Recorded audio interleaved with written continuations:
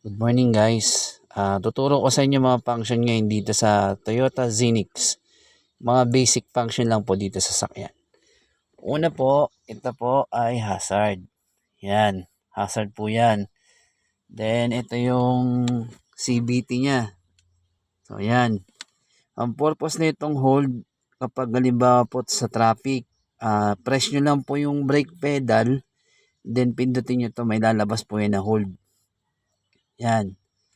Tapos, kapag tatakbo na po siya, gasan nyo lang po siya. Automatic na po siya kung babalik nyo po sa normal, press nyo lang din po itong brake pedal, then push nyo lang po itong hold. Yan. Yan po ang purpose nyan. Ginagamit ang hold para sa mga traffic. Yan. Para hindi po mangawit ang mga paa nyo. Itong drive mode naman, may tatlong klaseng drive mode dyan. Power mode, EV mode, tsaka yung normal mode. So, ginagamit ang drive mode kapag yung may karga ka, medyo mataas ang akyatin mo, like Baguio, yan. Tapos may karga ka pa. Pag di kaya ng makina, so, pindutin mo lang yan, tapos maglalabas dito sa monitor. Dyan, sa dashboard na yan, na power mode. So, ibig sabihin, naka-power mode ka na. So, yan. Ngayon, ito po yung pakita ko po sa inyo. Yan. So, yan po. Naka-engine na po tayo ngayon. So, yan. So, ito po, yan, naka-auto po tayo. Ito yan, oh. So, pag sinitch nyo yan, park light, headlight. Yan. Tapos, ito po, fog light. Yan. Yan. Tapos, ito po, plus minus sa sound. Sa sound po yan. Yan. Tapos, ito yung auto niya. Naka-auto siya. Switch po ng aircon. Auto, plus minus. Pag gusto nyo po lamigan, bawasan nyo lang po. So, touchscreen po yan. Pag gusto nyo yung medyo saktong lamig lang, set nyo lang po ng 25 o 24.5 yan. AC, front defogger, rear defogger sa likod. Sa mga pag nagmo-moist po yung mga sasakyan nyo, yan, naka-aircon po tayo. AC, naka-open.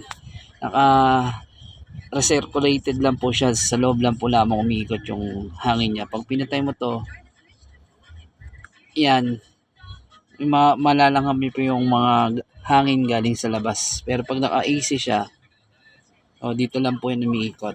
So, yan. Then, ito po yung niya, yung signal light. Yan. Yan po. Yan. Tapos, nandito po yung mga sa niya, view, 360 view. Ito. Sa trunk, sa likod po yan. Ito yan. Ito po mga function dyan sa salamin. Ito po yan, oh. Ito sa kaliwa, driver side. Kasi ito sa kanan, passenger side, both. Sa likod, passenger left and right. Yan. Kasi ito po, adjustable mirror. Yan. Left, switch nyo lang po sa left, then adjust nyo lang po yung mirror nyo. Ganun din po sa kanan. Yan. Yan lang po, CVT type. So, pag papaandarin nyo po siya, press nyo lang po to sa gilid niya, yung knob niya. To. Then lipat nyo po ng reverse. Example po, ganito po. Yan. So may nagwawang-wang, ibig sabihin, hindi ka naka-seatbelt, bukas ang pinto. So, ayan po. So, ayan. Yan po mga basic function dito po sa Zenix. Yan, may parking, din po tayo, parking brake. So, ayan. So, pag magpa-parking ka muna, lagay mo muna sa neutral, then park mo, then push mo sa park. Ito. Lagay nyo muna po sa neutral, tapos pindutin nyo po to parking brake, then push nyo po sa parking para po hindi napepersa yung niya, yung transmission po niya. Yan. So, ayan. Yan lang po mga basic dito functions dito sa Toyota Zenix. Yan lang po. Wala. Tas dito po sa ilalim yung ano niya. Yan. Bukasan ng fuel tank at saka hood niya sa unahan. So, yun lamang po. Yan na po mga basic function dito. Dito pwede rin po kayo mag-set kung ano yung gusto nyo bilis ng takbo nyo. Ayan. Set nyo lang po siya tapos pindutin nyo start. Yan na po yun. Ito po siya bali oh. Yan. Lalabas po siya sa dashboard. Ayan yan. Yan yan. Ito.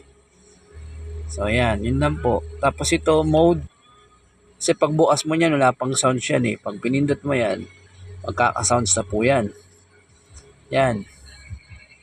Yan lang po yung function dito sa Zenix. Basic siya.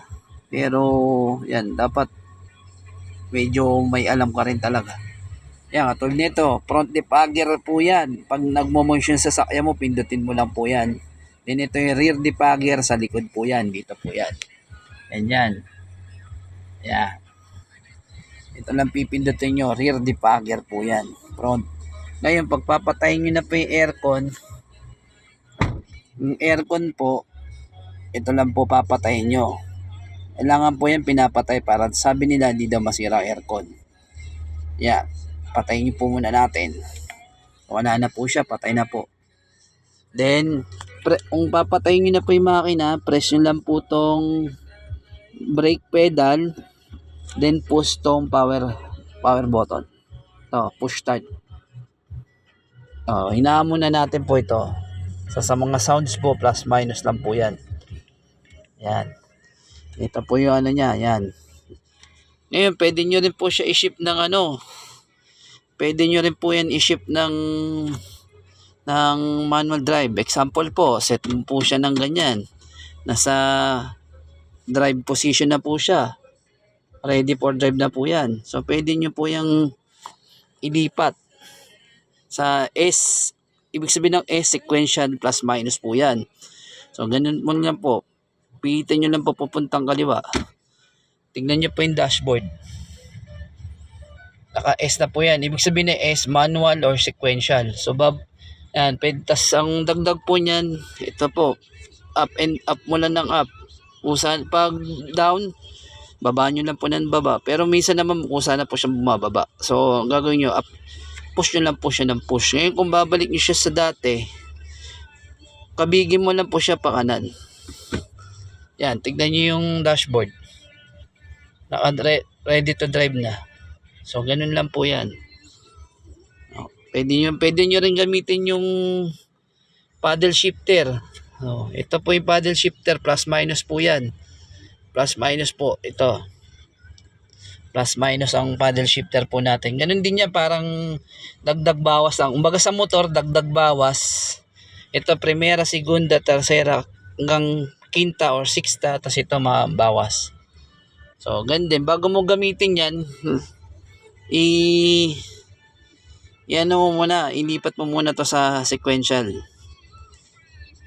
Yan. As pwede mo na siyang gamitin sa D. Pwede nyo na po siyang gamitin. Yun lamang po. Mga basic na kaalaman po dito sa Toyota Zenix. Yan.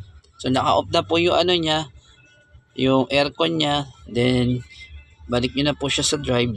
Yan, naka-drive po siya. So, babalik ko na lang po. Pwede rin naman, yan. Yan. Naka-park na po tayo. Then, kung papatayin nyo ng engine, ito lang. Push nyo lang po tong brake pedal, then push. Ito. Wala na po yan. Patay na po yan. At naka-park na po tayo. Yun lamang po. Salamat.